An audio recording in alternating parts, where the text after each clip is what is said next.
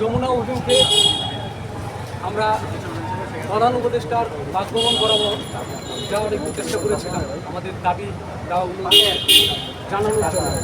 আজকে যমুনা অভিমুখে যাওয়ার সময় পুলিশ প্রশাসন কর্তৃক 44তম বিসিএস প্রার্থীদের উপর যে ন্যাক্কারজনক হামলা করা হয়েছে, আমরা তীব্র নিন্দা ও প্রতিবাদ জানাই।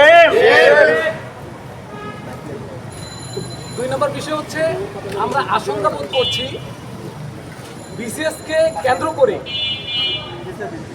সামনে একটি বড় ধরনের আন্দোলনের দিকে সাধারণ চাকরি প্রার্থীদের ঠেলে দেওয়া হচ্ছে। 3 নম্বর যে বিষয়টা, আমরা বিশ্বাস করছি বর্তমান সরকার আমাদের প্রতি সদয় হবে। এখনো সময় রয়েছে, রেজাল্ট এখনো প্রকাশ হয়নি।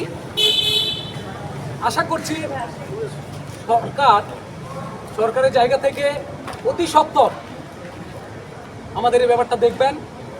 তবে জনপ্রশাসন কর্তৃক প্রেরিত পদসমূহ 44কে না দিয়ে ফলাফল প্রকাশ করা হলে এই যে একটা বৈষম্য, এর দায় উপদেষ্টা পরিষদের বলে সাধারণ চাকরি প্রার্থীরা মনে করছে। আমাদের 4 নম্বর যে বিষয়টি, আমরা আশা করব একটি বৈষম্যহীন রাষ্ট্র গঠনে এবং জুলাই গণ অভ্যুত্থানের আকাঙ্ক্ষা পূরণে বর্তমান সরকার প্রধান মাননীয় প্রধান উপদেষ্টা ডক্টর মোহাম্মদ ইউনূস স্যার 44তম বিসিএসের এই যে বিষয়টি, এটা পুনর্বিবেচনা করবেন এবং অতি সত্বর আমরা ভালো খবর প্রত্যাশা করছি।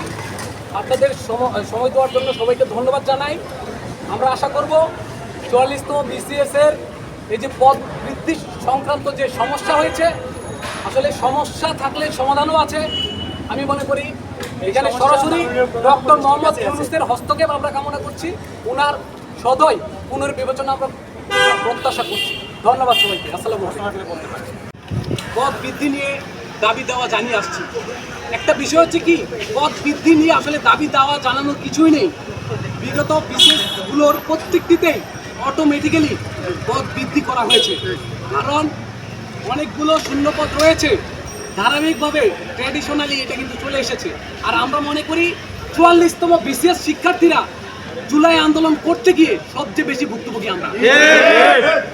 দেখেন, একটা তথ্য আপনাদের জানাই, 37তম বিসিএস এ পদ বৃদ্ধি করা হয়েছিল 112টা, 38তম বিসিএস এ 400টা, 39তম বিসিএস তো বিসিএস ছিল পদ বৃদ্ধি হয়েছে, এটা ডক্টরদের জন্য বিসিএস, এটা স্পেশাল ছিল। দেন 40তম বিসিএস এ 463টা পদ বৃদ্ধি করা হয়েছে এবং 41তম বিসিএস এ 520টা এবং সর্বশেষ 43তম বিসিএস এ 404টা পদ বৃদ্ধি করা হয়েছে। তাহলে 44তম বিসিএস এর প্রার্থীরা কি দোষ করলো?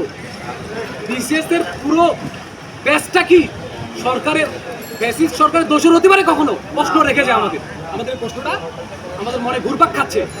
আমরা যদি দোষর হইতাম তাহলে সেটা প্রমাণ করতে হবে। আমরা নিজেরাই আন্দোলন করছি, আপনারা অবশ্যই সেটা দেখলে বুঝতে পারবেন।